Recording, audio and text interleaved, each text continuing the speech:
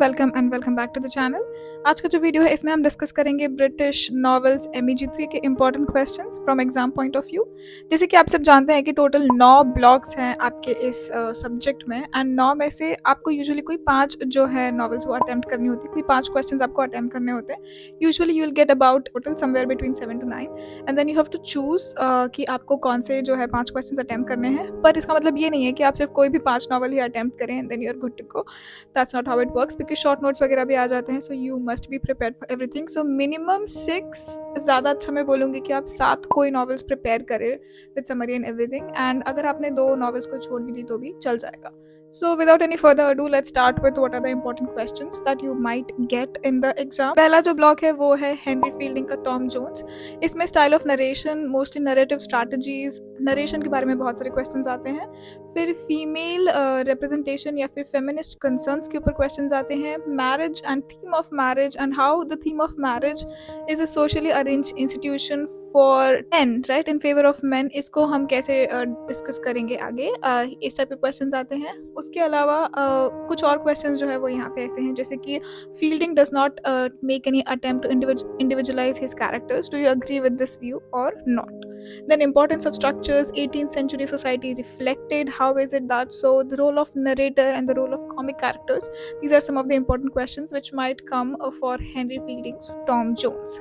इसके बाद हम नीचे आते हैं जो कि हमारे है block 2 of Jane Austen, Pride and Prejudice. काफ़ी इंपॉर्टेंट नॉवल है ये भी। Theme of love and marriage, जो थीम है इसके ऊपर काफ़ी सारे क्वेश्चन आते हैं। Love and marriage is very important, so you could directly discuss theme of love and marriage, और the question could come like the theme of love and marriage in reference to Elizabeth and Darcy. फिर again theme of love and marriage. So these are like important questions. जो similar type के questions हैं उनको मैंने एक साथ रखने की कोशिश की है ताकि आप इनको एक साथ ही like these 4 questions, they are almost all similar. Okay, फिर टाइटल के बारे में जो है ये तीनों क्वेश्चन जो है वो टाइटल के बारे में ही है। इट्स जस्ट अलग अलग तरीके से उसको फ्रेज किया गया है कि सिग्निफिकेंस ऑफ द टाइटल, या फिर discuss the title of the novel, या फिर various character, how do they justify the title of the novel. So ऐसे क्वेश्चन आ सकते हैं। फिर love as an impossibility in marriage, feminist reading, या फिर distinguishing features of any 4 male characters, okay, your favourite character and the social issue it copies. ऐसे question जो है आपको एग्जाम में आ सकते हैं। Coming to block 3 which is Wuthering Heights, इसका जो नरेटिंग टेक्निक है ये काफ़ी अलग था, थोड़ा कॉम्प्लिकेटेड भी था। जब आपने नॉवल रीड की होगी तो आपको रियलाइज़ हुआ होगा। सो इसीलिए उनकी जो नरेटिव टेक्निक है उसके ऊपर काफ़ी सारे क्वेश्चंस आते हैं, जैसे कि मल्टीपल पर्सपेक्टिव से हमें ये स्टोरी सुनने के लिए मिलती है। आपको याद होगा कभी नेली वो स्टोरी बताती है, कभी उनका दूसरा केयर टेकर वो स्टोरी बताता है। सो कैसे हर एक अलग अलग के मुँह से वो स्टोरी सुन के आपको कैसा फीलिंग आता है। So the narrative techniques, the multiple perspective, right, how do they affect and impact the novel, इसको डिस्कस कीजिए।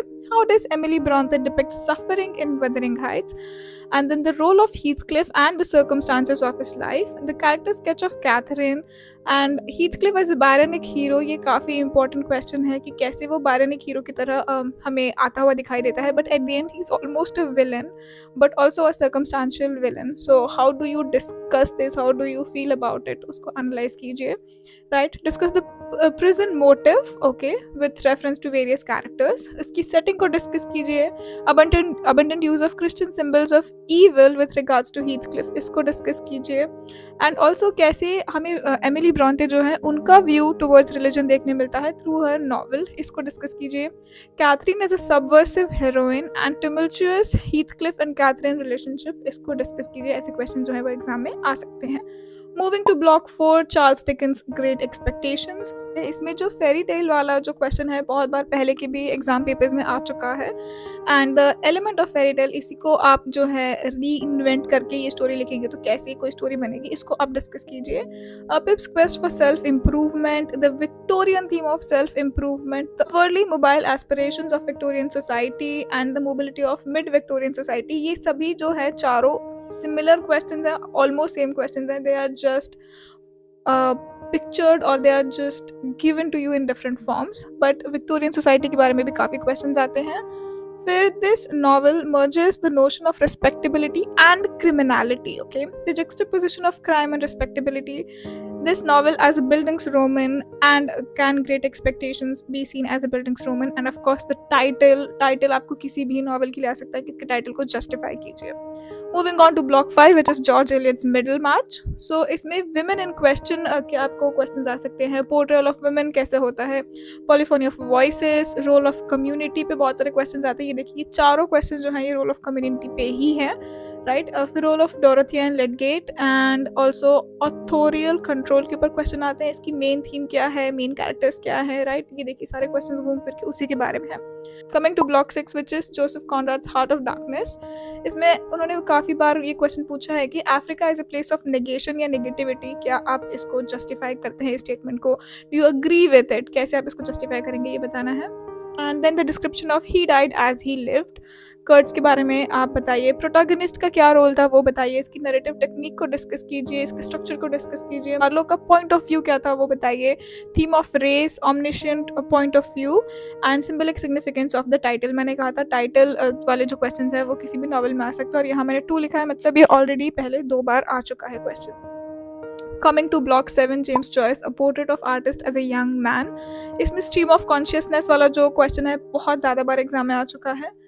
Symbolic elements, do symbols play a role, symbolism and repetition, इसके ऊपर क्वेश्चंस आते हैं। नैरेटिव टेक्निक पे हमेशा क्वेश्चंस आते हैं। स्ट्रक्चर पे, पॉइंट ऑफ व्यू किसी का क्या था, पर्पस क्या था, इंपॉर्टेंस ऑफ क्रिसमस डिनर वाला जो सीन था उसको डिस्कस कीजिए। ऐसे क्वेश्चंस आपको आ सकते हैं एग्जाम में। Coming to Edward Morgan Forster's a passage to India. इसमें क्लास इशू क्या था इंडिया का उसको डिस्कस कीजिए। हिस्ट्री से कैसे एंगेज करता है ये डिस्कस कीजिए। इसके स्ट्रक्चर को डिस्कस कीजिए। ईस्ट एंड वेस्ट कैसे इररिकंसाइलेबल पोलैरिटीज है ये डिस्कस कीजिए। Complex and layered interface between the ruler and the ruled, right, the ruler and the ruled, ये डिस्कस कीजिए। 3 मेजर रिलीजन कौन कौन से थे जो हमने इस नॉवल में पढ़े वो। विजुअल इमेजेस कौन सी यूज़ की गई थी। अजीज़ का कैरेक्टर को या फिर किसी के भी कैरेक्टर स्केच को वो बनाने के लिए कह सकते हैं। And the dominant motives of Passage to India discuss कीजिए। Lastly we move to block 9 which is by Muriel Sparks, the prime of Miss Jean Brodie. So narrative technique, मैंने बोला था नरेटिव टेक्निक किसी के भी क्वेश्चंस आ सकते हैं। Elements of autobiography के ऊपर ये देखिए तीनों क्वेश्चंस जस्ट घुमा फिरा के दे दिए गए हैं, okay. Then the issue of religious faith, 2 characters जो आपको पसंद हो वो आप बताइए, a good question and interesting one. Bring out their ideologies and differences. फिर क्या आपको जेन ब्रूडी की जो साइकोलॉजिकल ग्रोथ है थ्रू आउट द नॉवल वो दिखाई देती है। Symbols of non conformity and issues of morality, इनको डिस्कस कीजिए। एंड जो एक मुझे लगा कि इस ब्लॉग से जुड़ा हुआ क्वेश्चन था, but this is also about the fiction written by women during post war years. I feel this was a bit different, although it was there related to this novel, but also it felt a bit different than all other questions. इसके अलावा overall questions जो आपको किसी भी novel के लिए आ सकते हैं, जैसे कि उसकी नैरेटिव टेक्निक, उसका सिग्निफिकेंस ऑफ द टाइटल, उसके character discussion, character sketch, character ideologies, differences, role of a certain character आपको आ सकता है।